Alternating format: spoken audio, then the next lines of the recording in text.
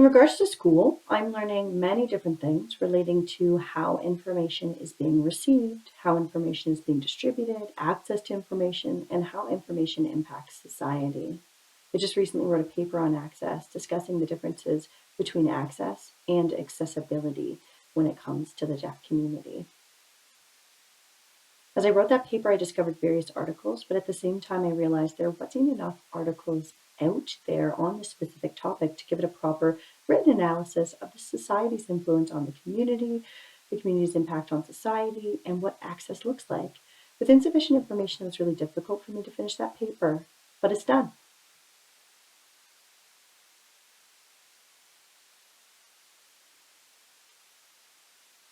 I was born and raised in Dartmouth, Nova Scotia.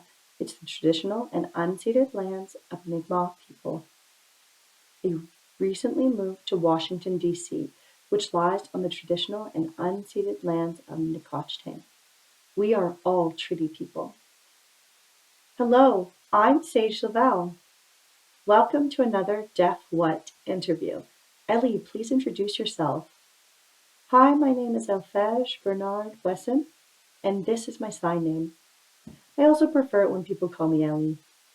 I'm from Nova Scotia, more specifically, Dartmouth.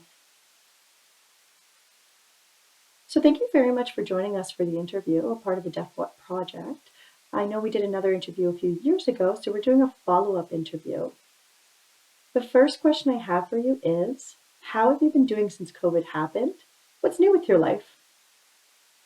Well, when COVID happened, I was in the middle of finishing my thesis for my master's program. Luckily, everything was already online, so it wasn't much of a change. The only thing that changed was that I was staying at home more often in comparison to pre-COVID, where I visit my friends, and now I'm always at home. There were some pros and cons. One of the pros was having more time for me to finish up typing the thesis that led me to graduate on time.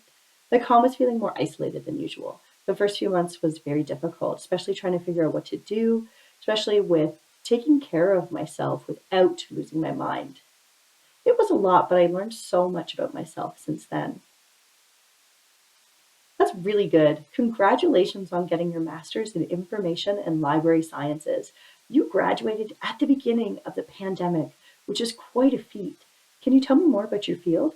Yes, I received my master's in information and library sciences. I feel that degree is incredibly valuable in current day society because we discuss how information works, how information is distributed, how you know if the information is accurate or false, how to support people's comprehension, how to properly research, how to support people to find information, how to support people with critical thinking skills, how I feel like my philosophy degree, my bachelor's degree, the one I obtained before my master's degree, was very beneficial leading up to this point today.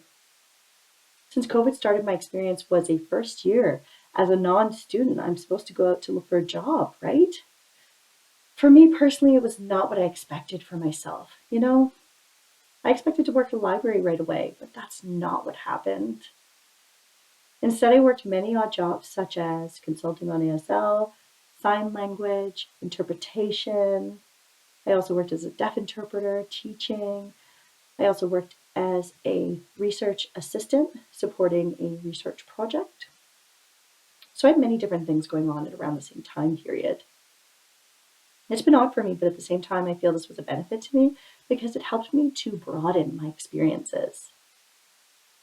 Wow, thank you so much for sharing. I didn't realize you were doing all of these things within the span of the past year and a half. Impressive. Now, congratulations on your new job at Gallaudet University as a reference/instructional librarian. Do you mind telling us more about that position and tell us what you're excited about getting that job? The job as reference/instructional librarian is basically what I've been doing for these past 5 years. I used to work for St. Marian University's library, as well as Dalhousie's online library, working online from home via computer. When I worked at SMU, I worked on collection development, which means I collected the books themselves, assessed how many books we had in the library, worked on the monthly displays, etc. I've done many different little odd tasks, but not too much. I also worked at Reference where I sat at the front desk, equipped with an interpreter, so I was able to interact with the students on an almost daily basis.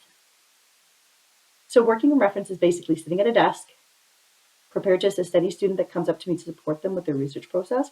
For example, a student may be working on a project and they're looking for specific information or assistance with finding articles, which is the same thing available online as well. This is available for any student who's not in the mood to attend the library in person, which is totally understandable. Sometimes we just want to stay at home. They can just email me asking for assistance and I'll find the resources, then submit the links. Also, for the instructional part of my position is basically, information literacy, which is all about understanding information and how to use it, etc. I have the responsibility to show up in classrooms once in a while, depending on if the professor requests that service or not. I'll show up to the classroom to teach how to use the library, databases, websites, and navigate what the library looks like. So yeah, I teach all of that stuff, and in some cases I might be assigned to work with a group of students on a specific large-scale project, giving them the tips that they need, such as using specific keywords and search engines for articles that they're looking for. It's not like I give them the article itself, rather I give them the tools and encourage them to use the tools. Obviously, as a librarian, my goal is to provide resources, but also guide them to use these resources for their futures. Giving them the resources that they need, rather than spoon-feeding them. Yes, teaching and helping them to develop skill sets. That's an amazing job working at a library. Wow, I'm sure you've read a lot of books.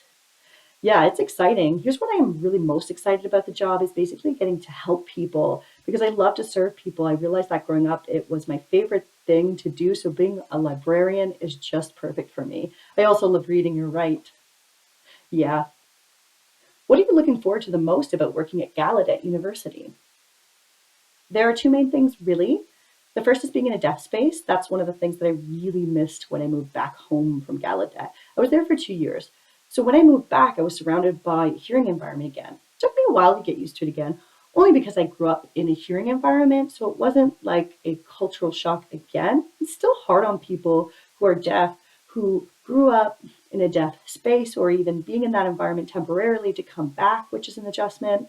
So I look forward to the deaf space and being around sign language. The second thing is that I'm looking forward to learning from other librarians using sign language because that is a very rare opportunity. For example, librarians have access to professional development where there are workshops and training, etc. available, but unfortunately, the majority of them are hearing dominant.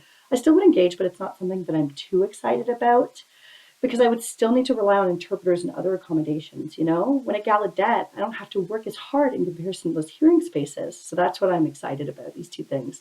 It's really important to understand that receiving information through an interpreter is fine, but an interactive learning experience can be found in deaf spaces.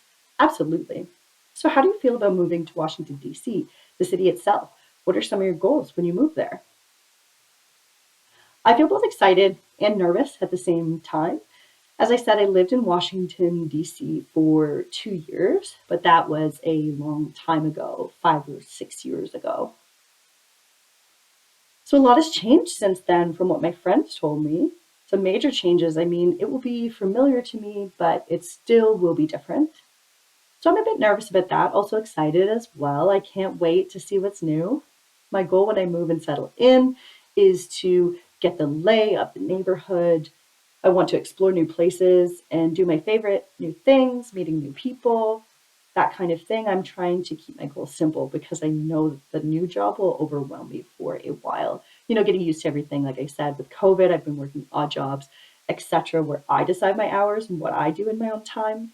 That's different in comparison to a 9-to-5 job. I'm excited about it, and at the same time, I need to get accustomed to everything. Of course, it takes time to adjust to a new space regardless if you've lived in the city before or not. Spaces change too. Just like I visited Gallaudet and found myself in a new environment with different people. The students age out and we get older. 4 years, then they graduate, then maybe a couple more years for masters or not. The next question I have for you is, what gives you joy? Many things. Reading, friends, family, nature, being outdoors. And another thing that gives me joy is taking care of myself too. Because I've been so busy with getting my bachelor's and my master's, focusing on my mental processing, thinking, learning, etc. I basically left my body behind for a while. So this year, plus COVID, gave me more time to take care of myself, which I appreciate. I also enjoy exploring new things just because it's fun to do. Sure, I'm nervous and scared, but it's fun to get out of my comfort zone, which is a benefit to everyone, not just to myself. Absolutely. Here are two more questions left, but I might have an extra one for you. Sure. Do you have any thoughts to share with the hearing world? That's a loaded question. You know that, right? Yes. So I've been thinking, I feel that I have the desire for the Hearing Society at large to understand the impact of autism on the deaf community and for them to be more open. I want them to understand what accessibility services look like, to know what is needed for the deaf community to be able to provide these services. Not resisting. It's so often that we're faced with resistance. Why are they being so resistant? We deaf people are humans too. It's a simple task to get interpreters, captioning services, accessibility accommodations for the deaf community. They do that for other communities too. So what's the big issue? I want them to be more open about learning sign language too. Even if it's just a little bit of sign language, and it's better than knowing no sign at all, being more knowledgeable about deaf culture, what the deaf community looks like, because the societal norm's different in deaf and hearing communities. Deaf people are always adapting to hearing people's needs when they don't need to do that around us. It's exhausting. It's understandable to be exhausted. We go through many things. So that's the gist of it, and I'm going to wrap up. Beautifully said. The reason why I asked you this question is because I wanted to show hearing people different deaf people's thoughts to see some ongoing patterns as we all go through this. Absolutely. Do you have any thoughts that you want to share with the deaf community? One thing that I have noticed is that the deaf community is stronger than we think. We did suffer through our childhood, teen years, all through adulthood, but the point is being that we did get through these tough times. So we're stronger than we think. There's a need for empathy with each other. I also recognize that there's resistance within the deaf community. We're not perfect. There's still racism, homophobia, etc. within the deaf community. I want there to be an understanding as a deaf person with a deaf identity that we do suffer. I also want them to know that negative commenting and bickering are really pointless. I don't want to say it's hypocritical, but it kind of is, because as a culturally deaf person, we suffer. So why would we cause more suffering to others?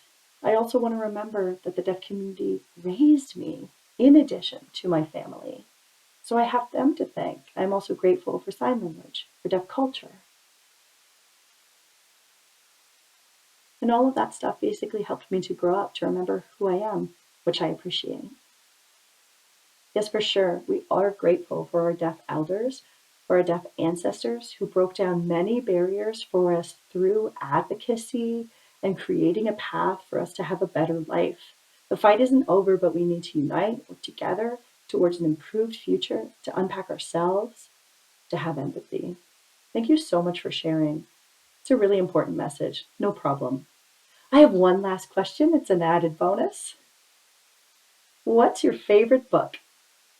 Really, you're asking a librarian that question? Yes. It's impossible to answer that question. I have so many favorite books to choose from. I'll give you something better. I'll tell you which book I'm currently reading. Sure. I'm reading Circe. I forget the author's name. Circe is a character from Greek mythology. It's almost like an autobiography, just narrating Circe's life from the beginning as if it was reality. It's interesting. I've only just started reading it. One of my favorite things is that the book is about Circe's life. Typically, we see Greek mythologies talk about the famous gods and goddesses like Athena. Circe is one of the lesser known gods. Doesn't mean he's less important. He's magic. There's a lot of feminist undertones in the story. There are themes about the power of men, the power of gods, oppressing women. The story tells how Circe faced that, how he reached an understanding, how he sustains himself in the face of all that. I'm enjoying the book. I'm curious about the book. I know another friend who was reading that book and they said it's really good. Great, so that's all the questions we have for today. I want to thank the Canada Council of the Arts for supporting this project, and thank you for this interview. Thank you. Cheers. Cheers. No problem.